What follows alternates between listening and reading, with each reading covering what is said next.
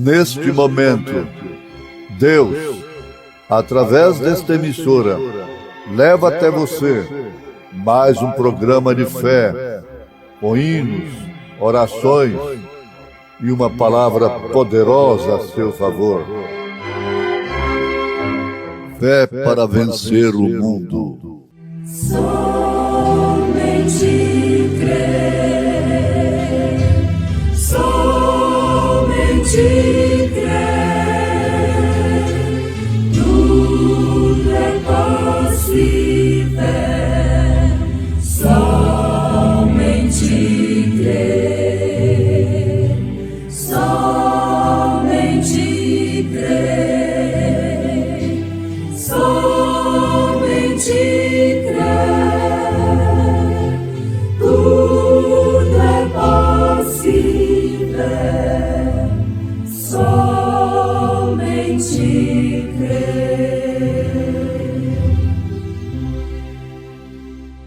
Diz o apóstolo São Paulo, na sua carta aos Romanos: porque para mim tenho por certo que as aflições deste tempo presente não são para comparar com a glória que em nós há de ser revelada. Porque a ardente expectação da criatura espera a manifestação dos filhos de Deus. Porque a criação ficou sujeita à vaidade, não por sua vontade, mas por causa do que a sujeitou, na esperança de que também a mesma criatura seja libertada da servidão, da corrupção, para a liberdade da glória dos filhos de Deus. Porque sabemos que toda a criação geme e está juntamente com dores de parto até agora. E não só ela, mas nós mesmos, que temos as primícias do Espírito, também gememos em nós mesmos, esperando a adoção, a saber, a redenção dos nossos corpos. Aonde quer que Jesus mandar, eu hei de lhe obedecer. Quer seja longe, quer no meu lar, ou onde for meu dever. E se me chamar sua voz de amor, por sendas que eu não trilhei, eu hei de dizer a Jesus, Senhor, a qualquer lugar eu irei. A qualquer lugar eu irei, Senhor, através de montanhas ou mar. Eu quero cumprir teu querer, Senhor. Em casa ou em qualquer lugar. Sim, em qualquer lugar. Talvez palavras de amor, perdão, Jesus quer que eu diga a alguém. Carecem muitos da salvação, que só dele nos advém. Se tu me guiares, meu Salvador, por onde o caminho for, jamais minha voz eu hei de calar, falando que eu deva falar. A qualquer qualquer lugar eu irei, Senhor, através de montanhas ou mar. Eu quero cumprir teu querer, Senhor, em casa, em qualquer, sim, em qualquer lugar.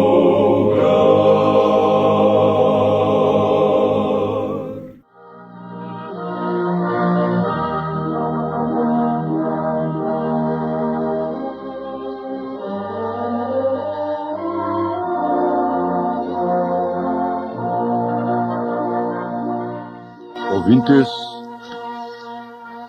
a meditação, ela faz parte da vida do homem.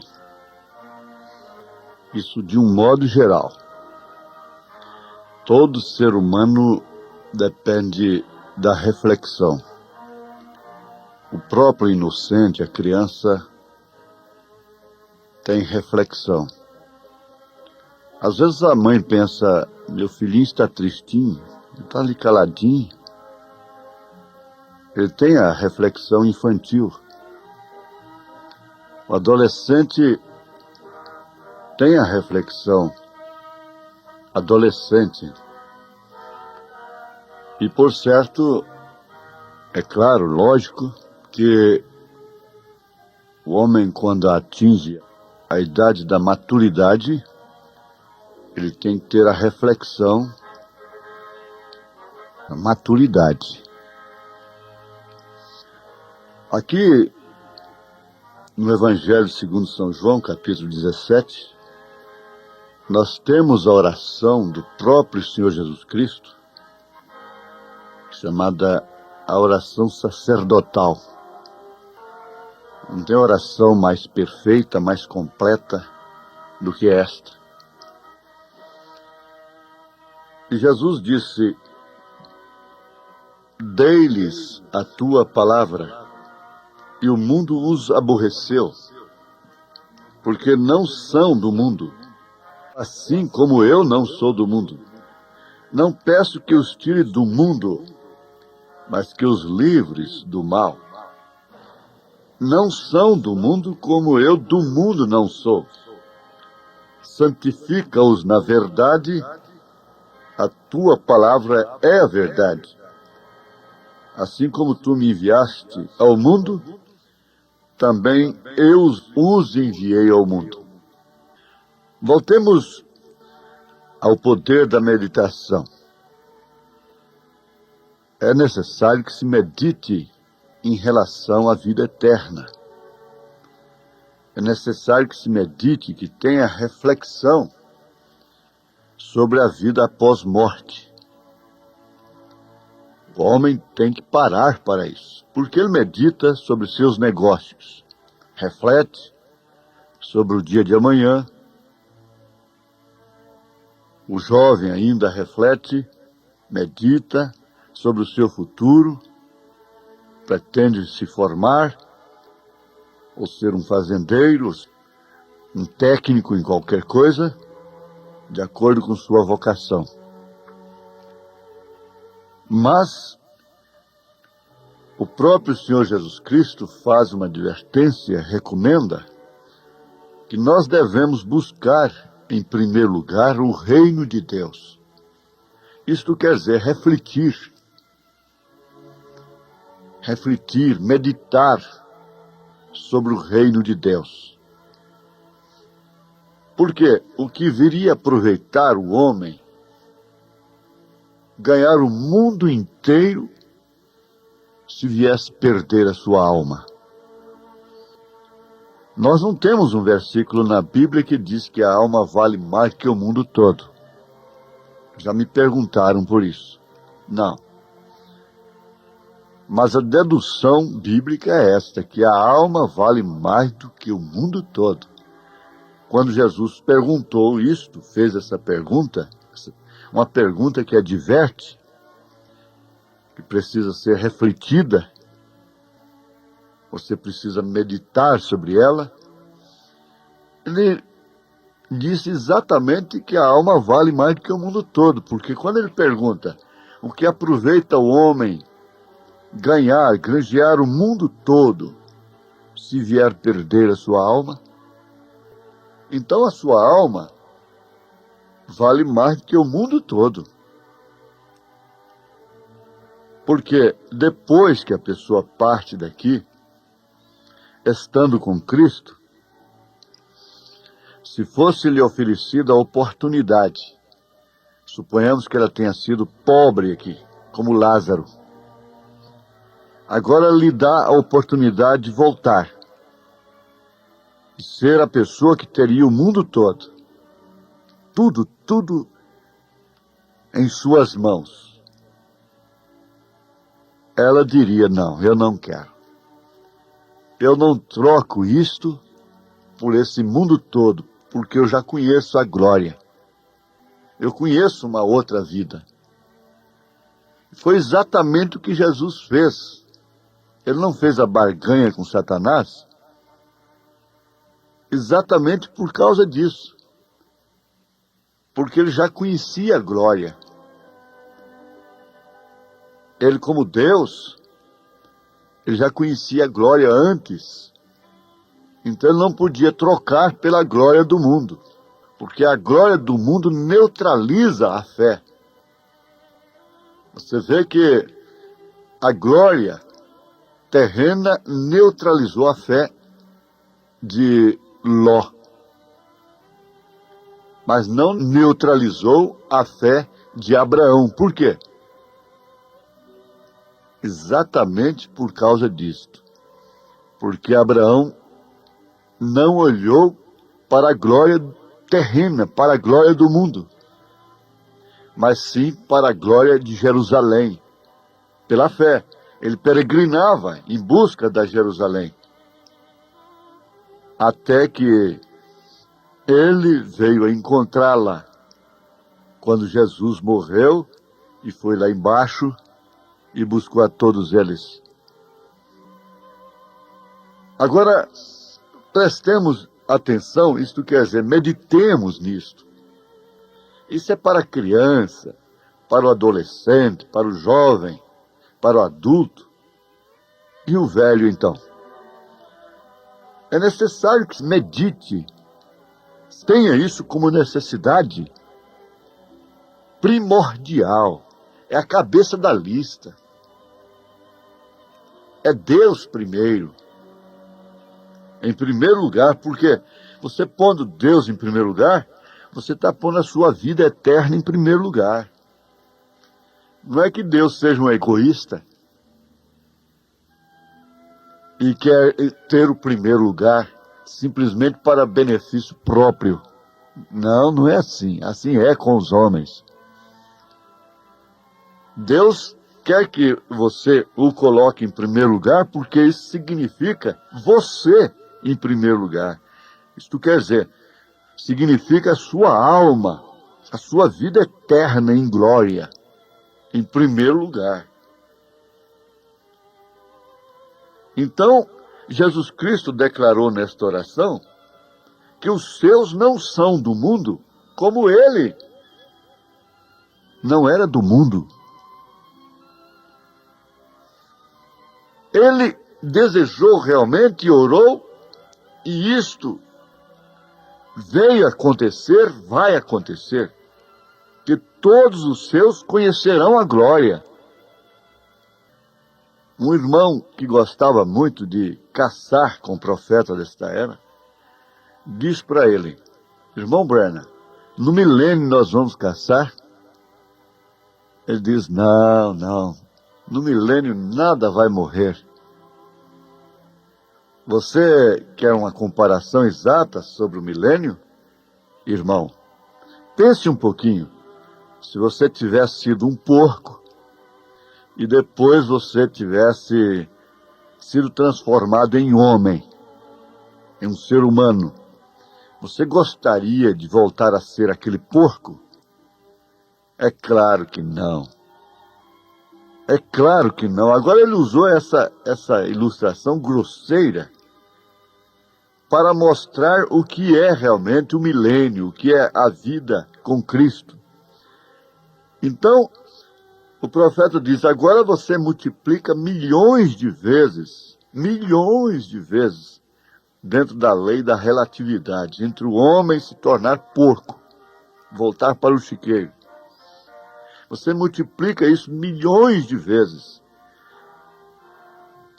E pense, depois que você estiver lá, naquela condição, naquele estado de salvo, no corpo celestial, você jamais pensará em ser humano.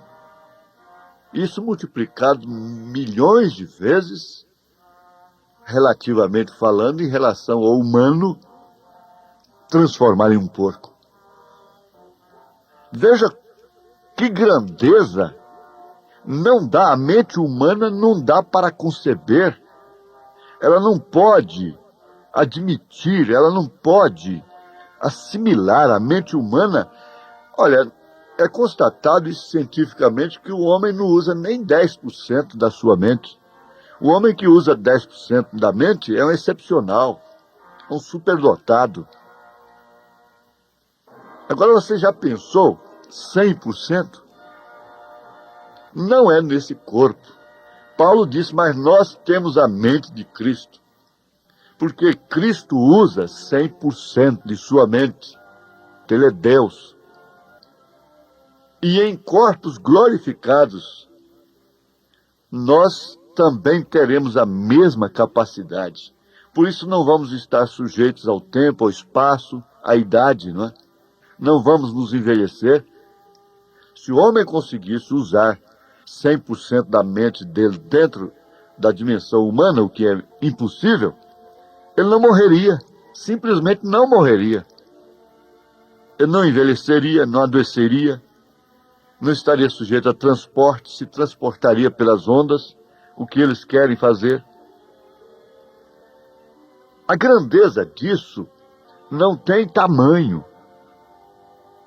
É uma perfeição absoluta.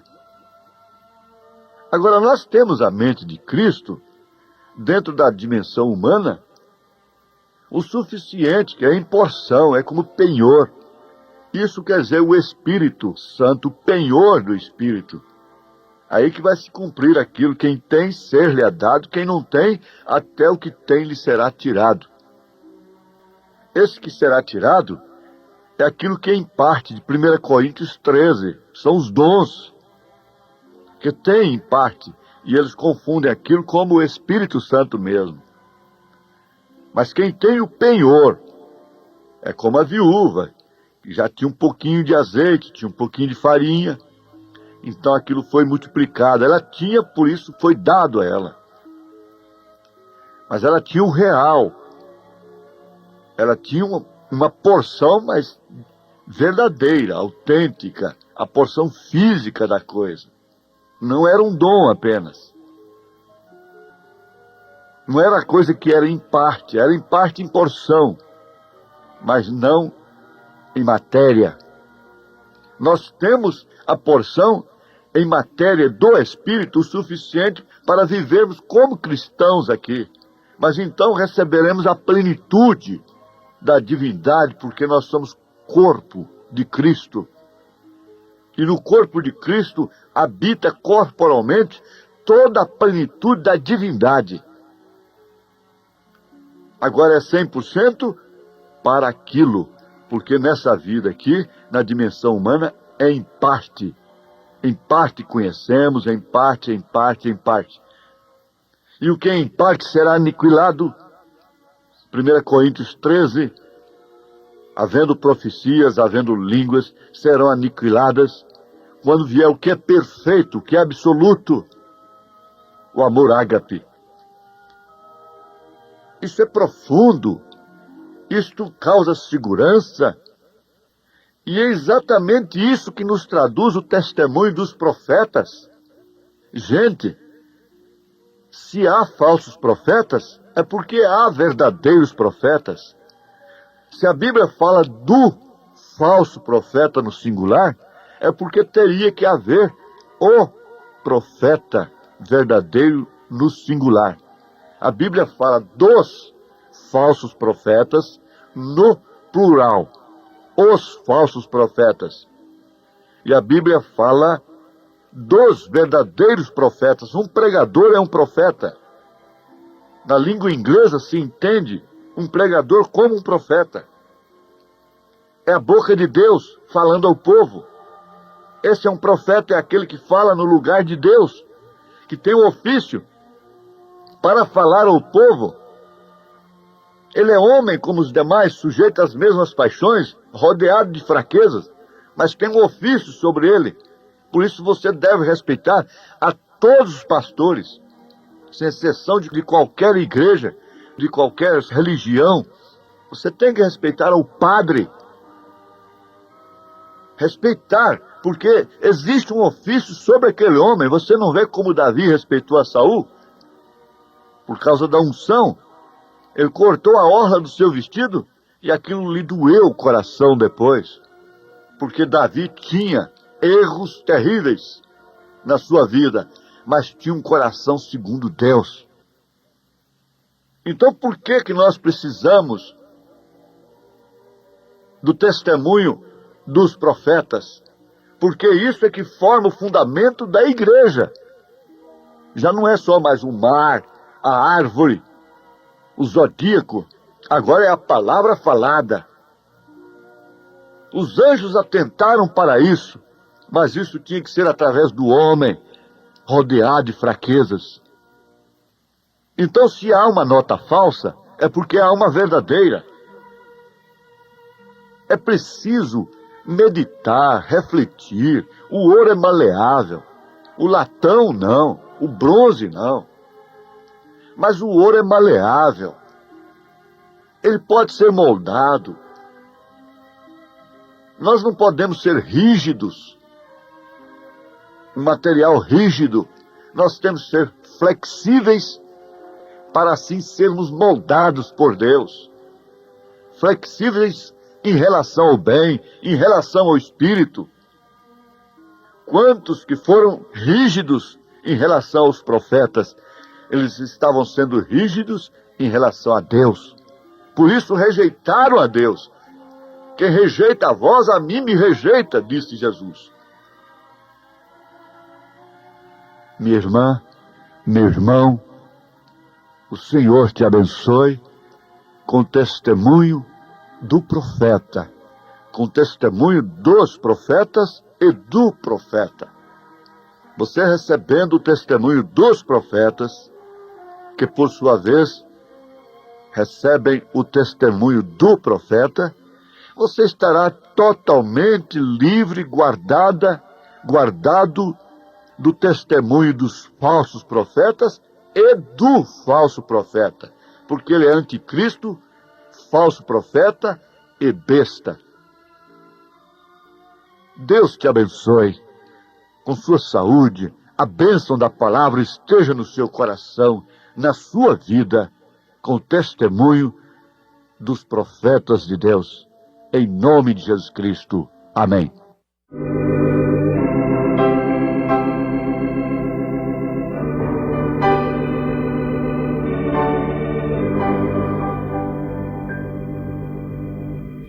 Quem rejeita o bom Deus está um caminho a traçar, que abafar vai a voz do Senhor, para Ele te achega se queres gozar. Já o preço avaliaste o valor de tua alma, o preço avaliaste o valor, ainda que o mundo possas ganhar.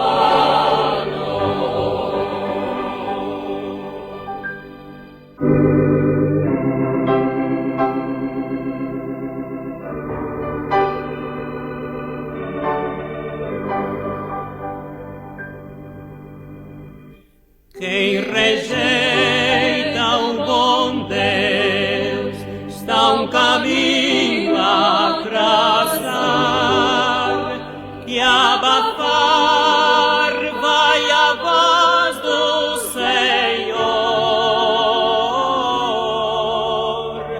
para Ele te achega se queres gozar. Já o preço avaliaste o valor de tua alma, o preço avaliaste o valor, ainda que o mundo possas ganhar, e da senda que agora tu estás a brilhar. Já o preço avaliaste o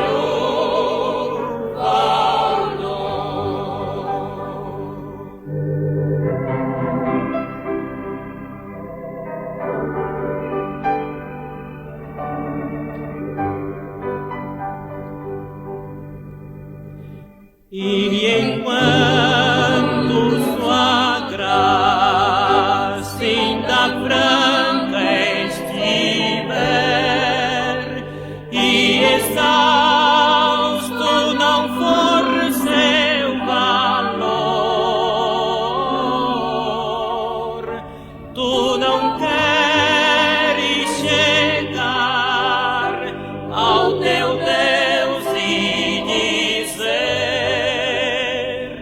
já o preço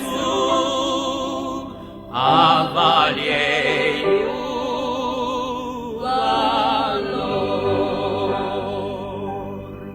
de tua alma, o preço avaliaste o valor, ainda que o mundo possas ganhar, e da senda que agora tu estás